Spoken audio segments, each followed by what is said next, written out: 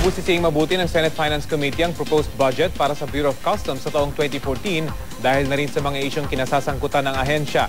May ulat on the spot si Jam Sisante. Jam? Yes, Rafi, sa gitna nga ng mga alegasyon ng kapalpakan at katiwalian sa Bureau of Customs, dadaan daw sa butas ng karayom ang proposed budget para sa ahensya kapag siniyasat na ito ng Senado. Bubusisiing maigi ng Senate Finance Committee ang budget ng Bureau of Customs sa deliberations ukol sa proposed 2014 national budget sa mga susunod na buwan, ayon sa chairman ng komite na si Senador Francis Escudero.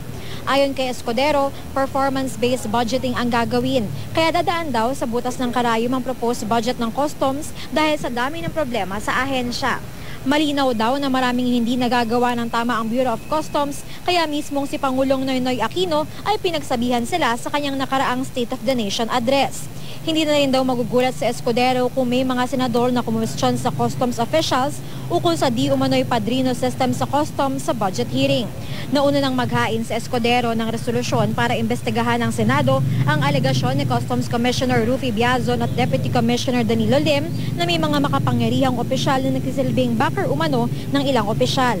Mismong si Escudero, malapit na daw madismaya kay Customs Commissioner Rufy Biazon dahil sa bagal ng aksyon nito ukol sa palitan ng mga tao sa customs. Sabi ng senador, 2 taon nang nakaupo si Biazon sa customs pero napakatagal daw ng mga reforma sa ahensya. Rafi, sagot naman ni Customs Commissioner Rufy Biazon, wini-welcome naman daw nila lahat ng aksyon at inisyatibo ng Kongreso. Rafi? Jam, kasama ba sa mga bubusisiin yung mga mambabatas mismo na tumatawag sa Bureau of Customs? Yes, Rafi, naghain siya Senador Chis Escudero ng resolusyon para dun sa investigasyon nga, dun sa kumbagay padrino system, saka yung mga tumatawag daw na opisyal ng iba't ibang opisyal ng gobyerno doon sa mga opisyal ng customs.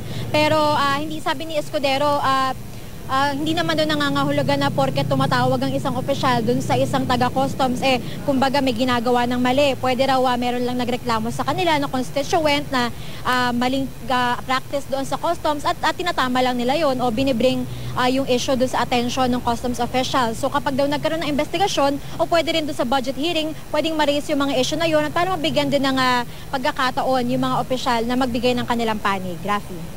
Okay, maraming salamat, Jam Sisante.